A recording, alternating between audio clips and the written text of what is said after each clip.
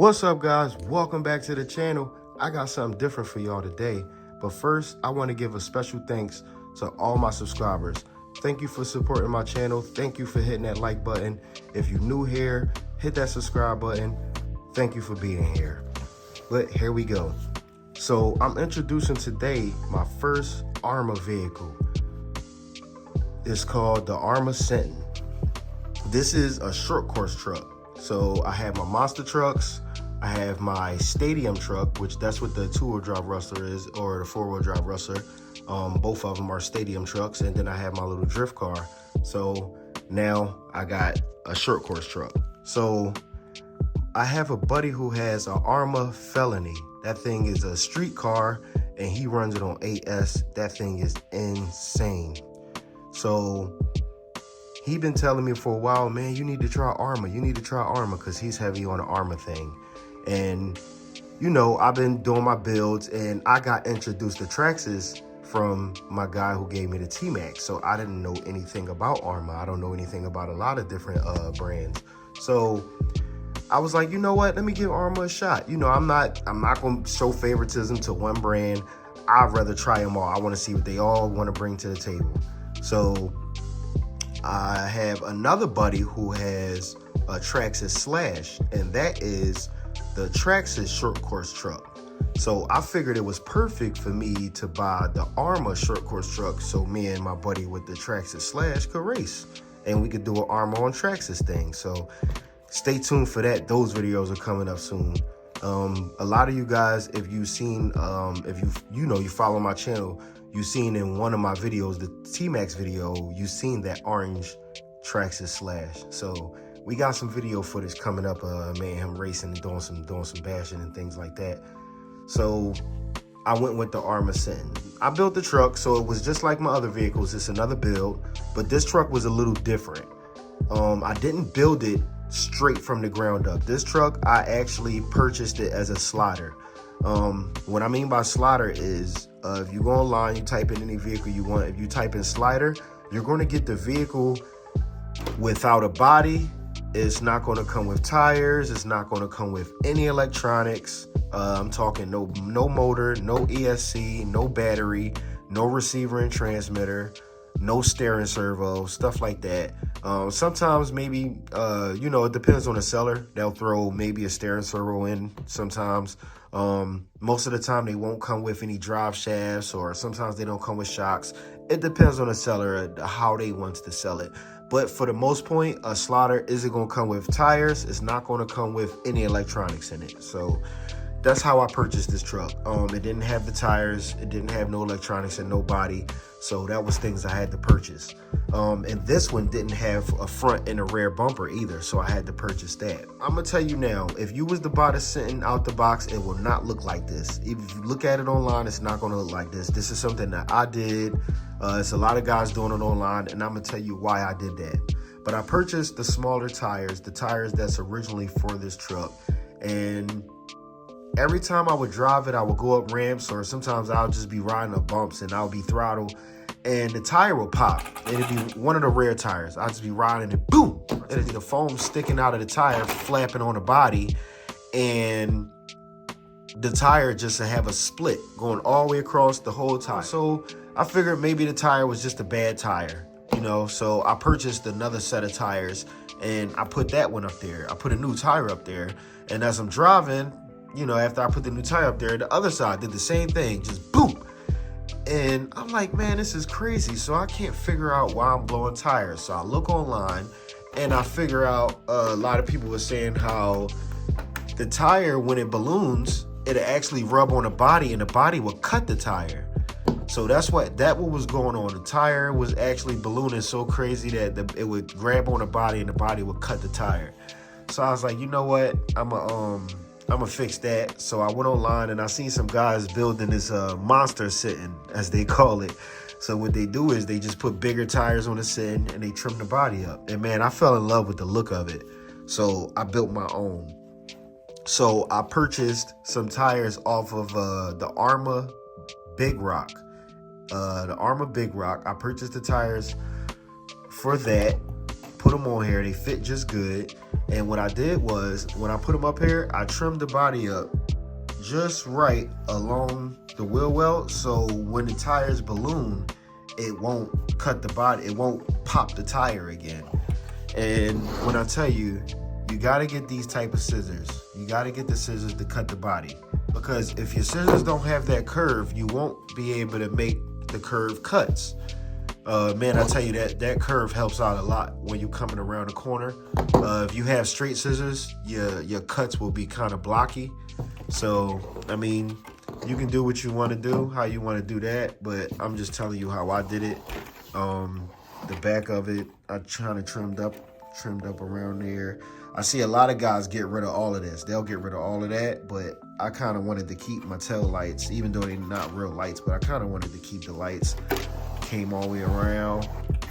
Same thing on the other side, trimmed it up nice, so give me room for the tires to balloon. Came around evenly on the other side, and then I came around on the front bumper, went up to the light, came down. As you can see, followed that pretty good.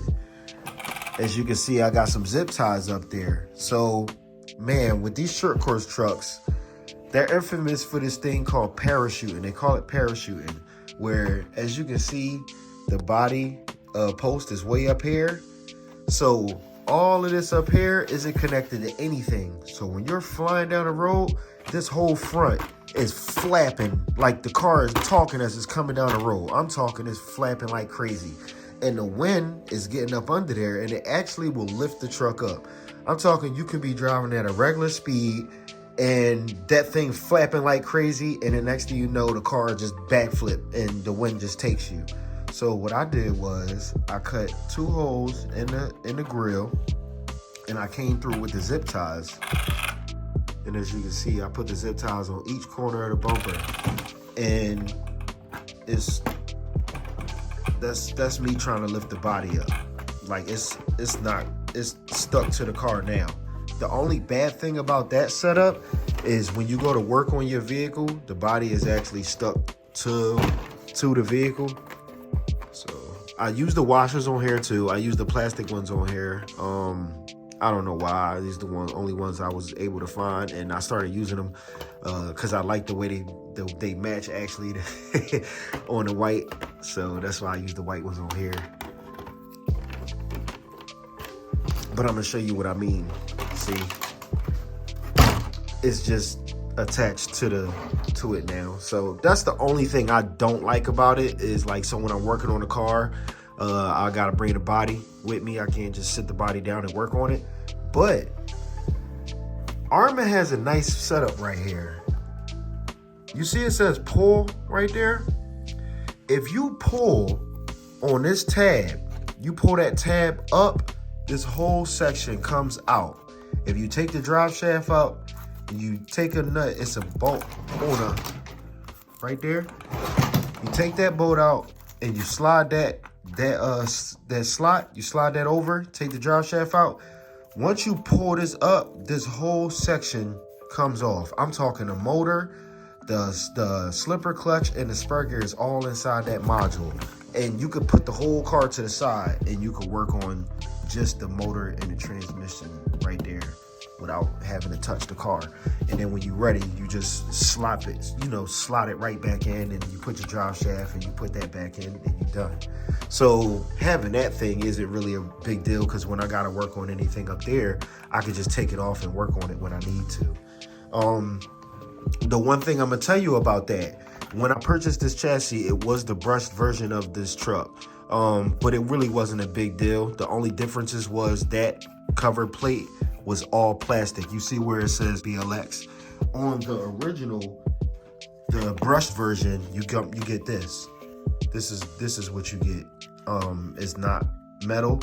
Doesn't says BLX on there, and the motor just mounts to that, and that's the way it go. So when I purchased when I wanted to do my brushless setup, I had to purchase a new motor plate and everything. That way it's strong enough to hold it.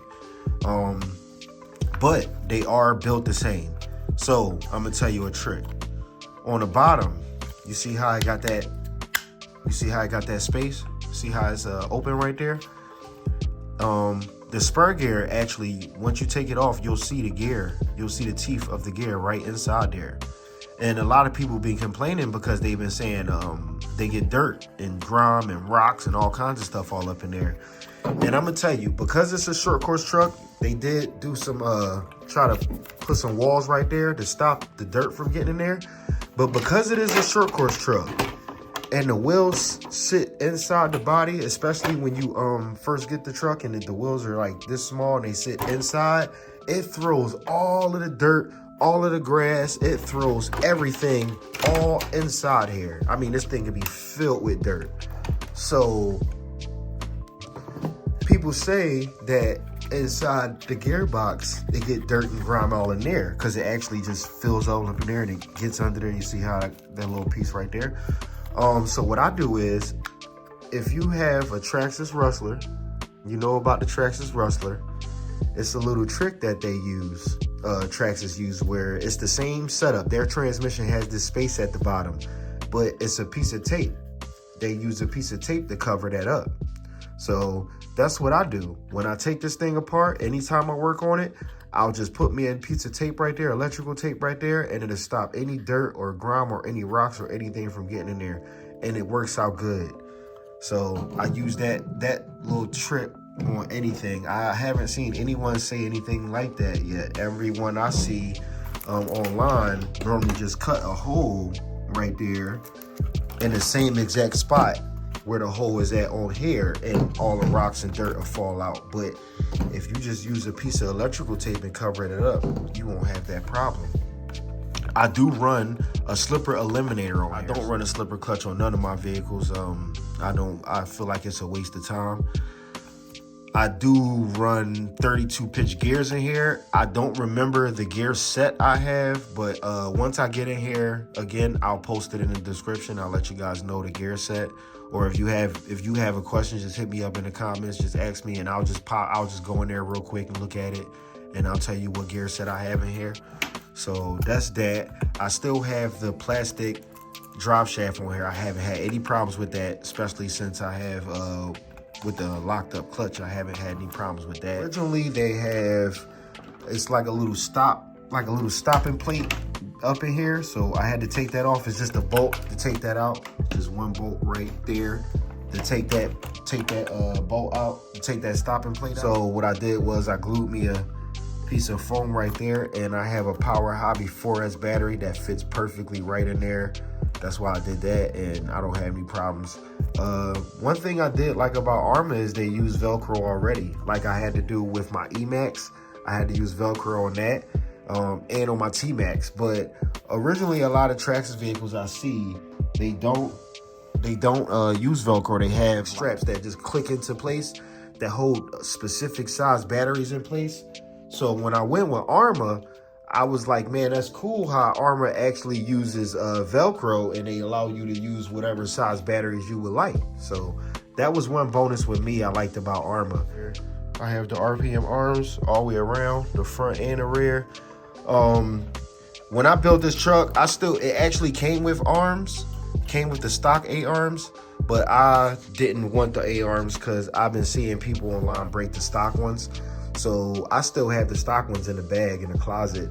I just purchased the RPM as soon as I got it, when it was just a chassis, so make it easier to swap them. I did bend a couple shocks, so a couple shock shafts. So I did replace the aluminum shocks all the way around. I made me a homemade stiffener brace. Cause man, this thing definitely needed some support when it's going down the road. It's coming down the road and it looked a little shaky. Like it helped out with stiffening it and helped it stay bone straight, and especially with the landing and stuff to keep the truck together. I did purchase the hot racing pivot balls in all of the corners because a lot of people were saying that they have a lot of issues with steering slop and the wheels being real sloppy. See, mine has zero slop. They've been saying the wheels been sloppy, and it's because of the turn.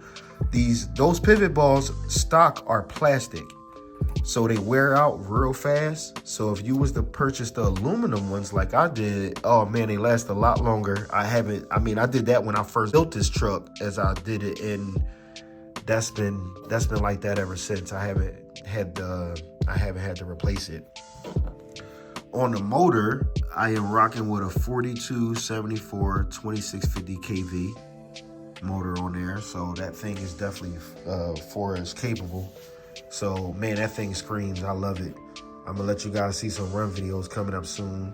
I do run one 4S battery. I do have the choice to run 2 batteries if I want to. That's the loop right there, because that ESC is 6S capable. It's a BLX 185, so that's a big boy right there.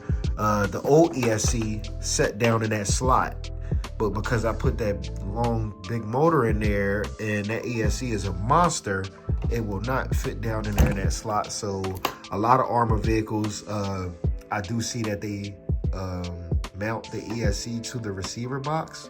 So that's what I was able to do on there. Now I was able to mount it on there, so it's on there real good. It's not going anywhere.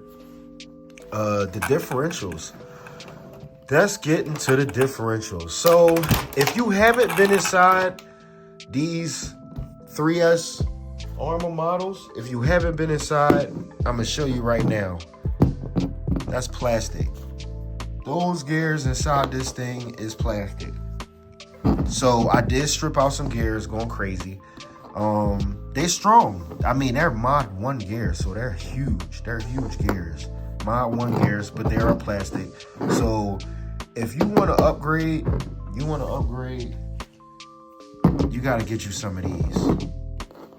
These is what you want. These are the steel ones from all the Arrma 4S lineups. So they are the same as the 3S lineup. They will fit. Some people are selling them with the case, and some people are selling them just the gears by itself.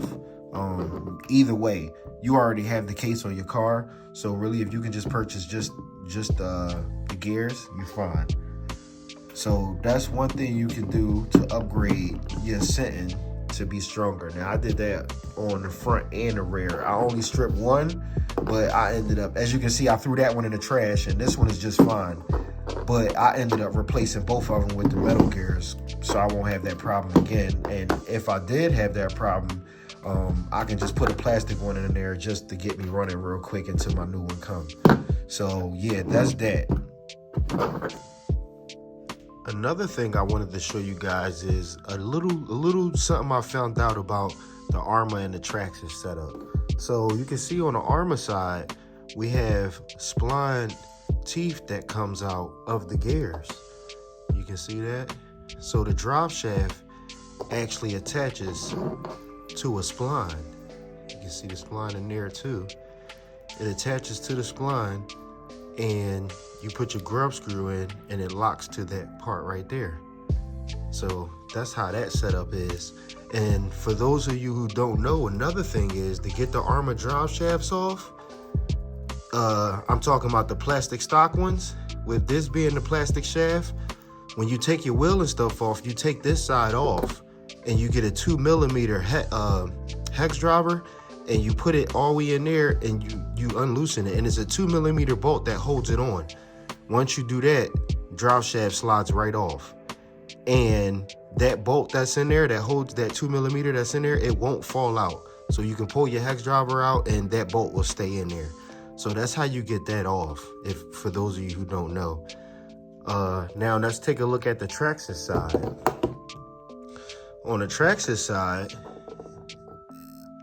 it's like a key. See that? And the drive shaft, see that, and the key has a hole in it. And on the drive shaft, it's the same thing. You can see it has it's keyed in there too.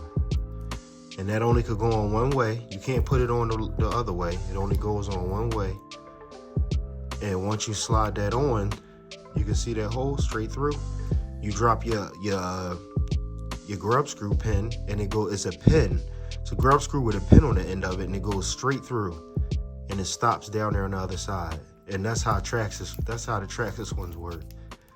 So that's the difference I noticed in taking the drive shafts and doing the differentials in Traxxas versus the Arrma. So that's just another tip I wanted to show you guys. So you let me know in the comments what you think is better, which one you think is stronger, and what you think. Another thing, I did have this thing decked out with all aluminum parts. I'm talking it was aluminum everywhere, except not all aluminum parts. I had my steering hubs and everything all in there aluminum, and I had my rear carriers all aluminum, red aluminum. And I had the red steel drive shafts. The only reason why I had to get rid of the drive shafts is because, as you can see, one of my axles is broken. That one. So I don't know how that happened. I was driving one day and I did one weak little tumble, and I just seen my wheel go flying, and when I went over there, that's what I seen. So I just took them all off. I took them all off. I had no other problems with them, man. These drive shafts was working awesome. I loved them. They gave me security that it wasn't anything gonna happen with 4S with these beefy things, because they got the splines, they all metal, and it has the pins. If you know, a lot of times with these drive shafts, it's pins that hold these things together right there. See that pin? And with this ring going around, that spring, that pin wouldn't have a chance of coming out. And with this being metal and it's splined like that, and it's splined in here, I didn't see any downfalls with these drive shafts, but there go your downfall right there. So be wary of that. So I went back with the plastic drive shafts, and I haven't had any problem with that. The only problem I have with the plastic drive shafts is that those U-joints like to stretch out. They don't break, they stretch, where it'll come off the pin, where it'll open up, and the pin, this thing will just be in there flopping. You lucky if it come off the pin and it's still in here flopping around in there, and you'll be able to pull it in the shop and get some needle nose pliers and pry it out and pop it back in place and put it back on there and drive until it happens again. That's the bad thing about those plastic ones, is they get stretchy. Other than that, I had metal hubs.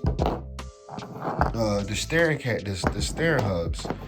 The bad thing with that is two bolts that connect these things together. I can't do this with one hand. You gotta bear with me. Those two stay together like that, right? And the wheel is connected to that circular part. This piece got to turn freely to turn the wheel. It bolts in right there, and it connects right there. That's how those two is connected, right?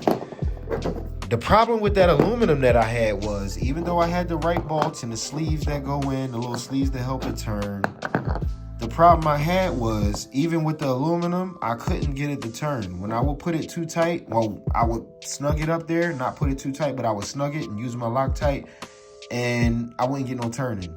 I would get outside and my wheels would just be locked up. And I unloosened it and I got my turning back. But after a couple times of bashing, my wheel was hanging off, and I pulled over and I seen that the top bolt was gone. So I was like, man, this is crazy. I don't know what to do. So I came home, I fixed it, put the bolts back in. Like I said, you can't put them too tight because you'll lose your steering. You won't have any steering because it'll be too tight to turn the wheels.